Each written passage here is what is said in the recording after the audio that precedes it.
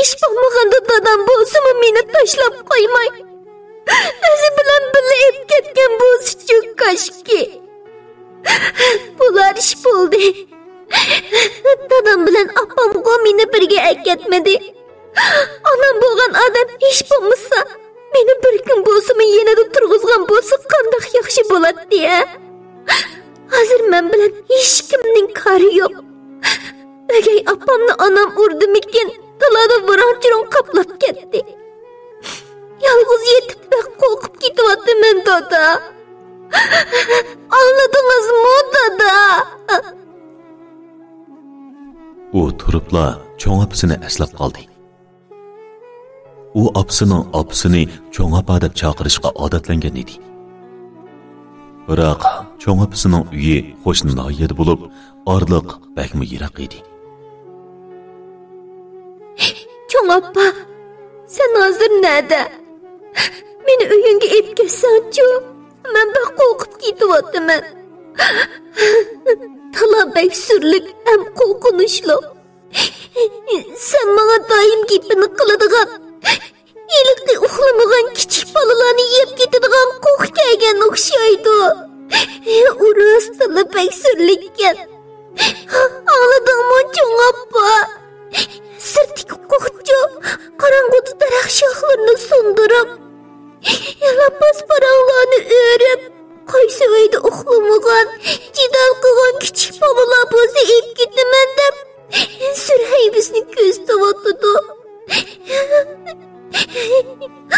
Onun meni ko'rib qolishidan qo'rqib, chiroqni yoqishga jur'at qilolmay, beshimni yotqanning ichiga tiqib olib uxlagan bo'lib jim yetib oldim. O endi meni ep ketmasa, gap qilsang-chu jinim cho'ng opa.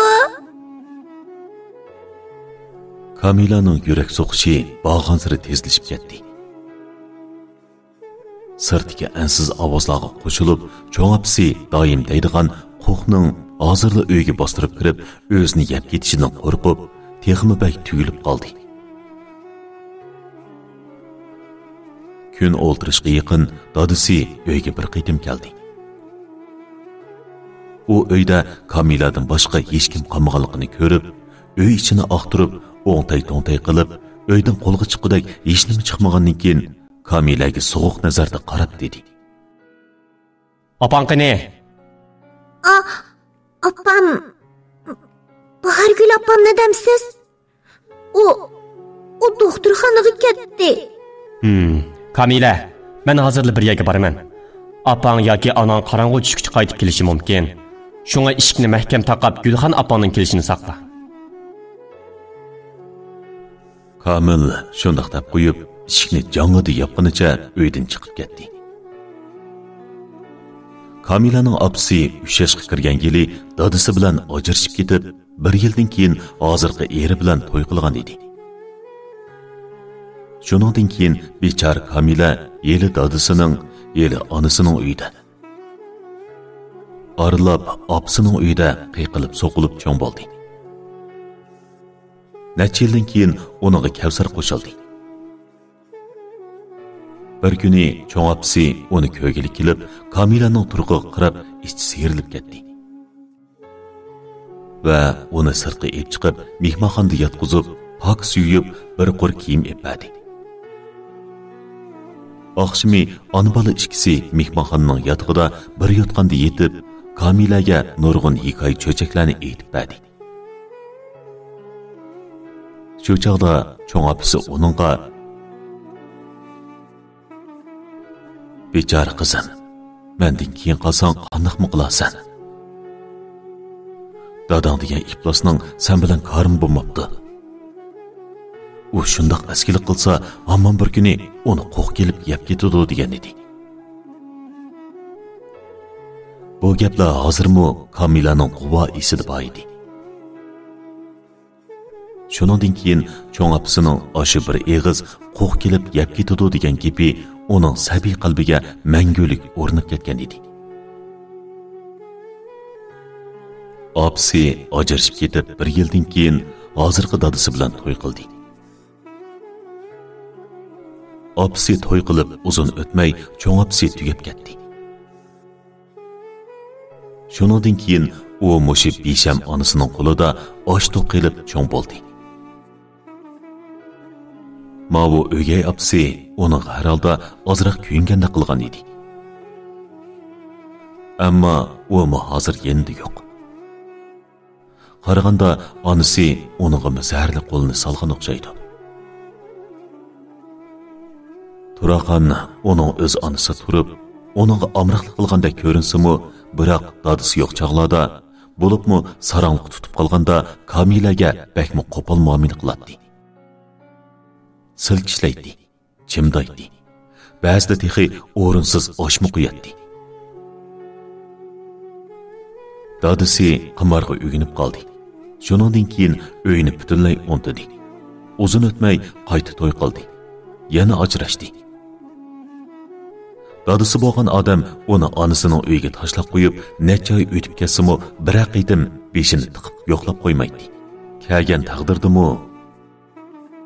Abla, bugun shirkatda jiddiy ishim bor edi. Nima ishqa yodimdan chiqib qolgandi? Apa, men qaytay-ya. Boshqa kuni ayrim yo'qlab kelaman.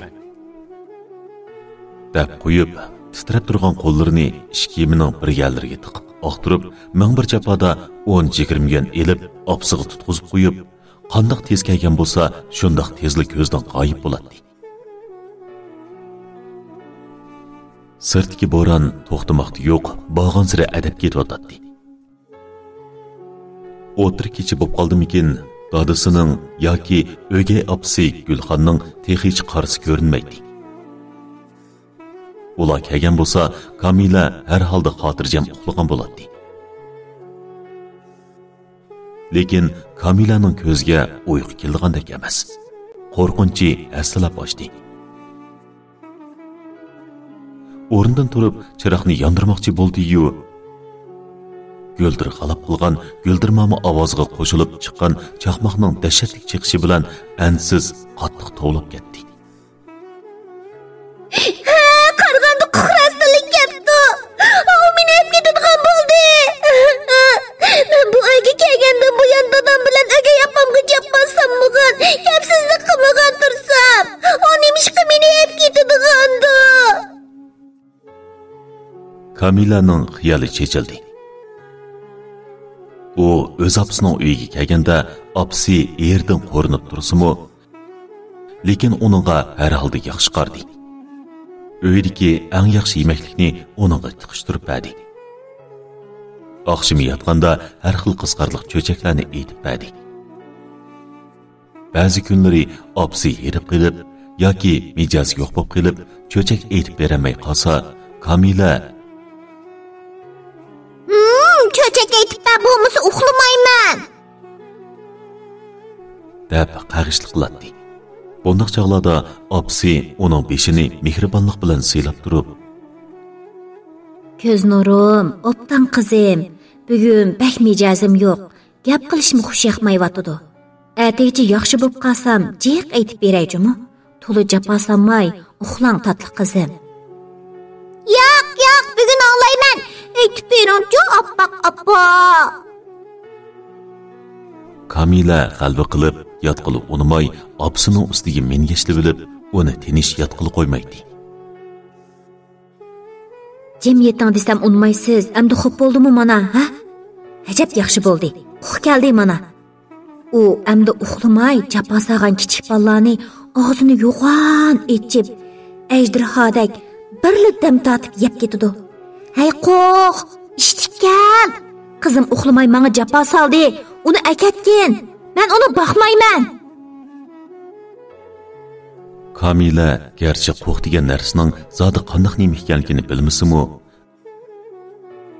Ammo u bu narsaning maxsus gap anglamaydigan kichik bolalarni yeb ketadigan intayin qo'rqinchli, intayin vahshiy bir narsa ekanligini o'ylab qo'rqib ketadi.